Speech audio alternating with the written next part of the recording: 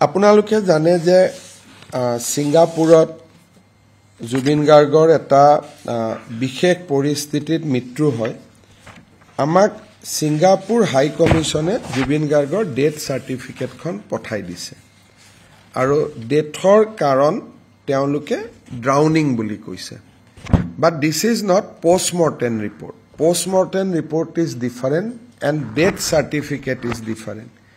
death certificate জুবিনৰ পৰলোক প্ৰাপ্তিৰ কাৰণ ড্ৰাউনিং বুলি কৈছে আৰু সেই কাৰণে যাতে সম্পূৰ্ণ জুবিনৰ গোটেই ব্যৱস্থাটোত সম্পূৰ্ণ পাৰদৰ্শিতা আৰু ট্ৰান্সপাৰেন্সি থাকে সেইভাবে হাই কমিশনে দিয়া ডেথ সাৰ্টিফিকেট তাৰ পিছত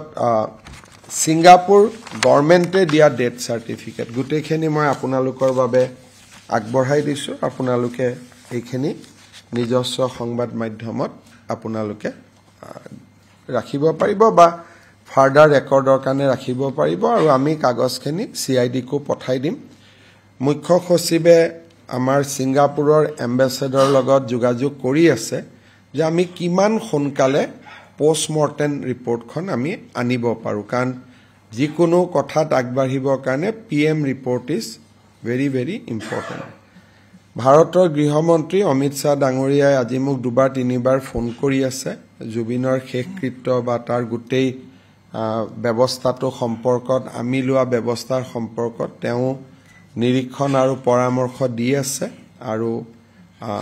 যি ধৰণে তেওঁলোকে সহায় কৰিব পাৰে তেওঁলোকে আমাক সহায় কৰাৰ প্ৰতিশ্ৰুতি দিছে তথাপিতো মই কৈছো বিশেষ সহায়ৰ একো প্ৰয়োজন নাই আপুনি খবৰ ৰাখিছে সেইখিনি আমাৰ ধন্যবাদ তথাপিতো তেওঁ নিৰন্তৰ খা খবৰ লৈ আছে সেইখিনি কথাও মই আপোনালোকক জনাব খুজিছো আপুনি বিচৰা বাতৰি পাব কেৱল নিউজ 18 এপত নিউজ 18 এপ ডাউনলোড কৰিবলৈ স্ক্যান কৰক এই QR কোড গুগল প্লে ষ্টৰতো পাব এই নিউজ 18 এপ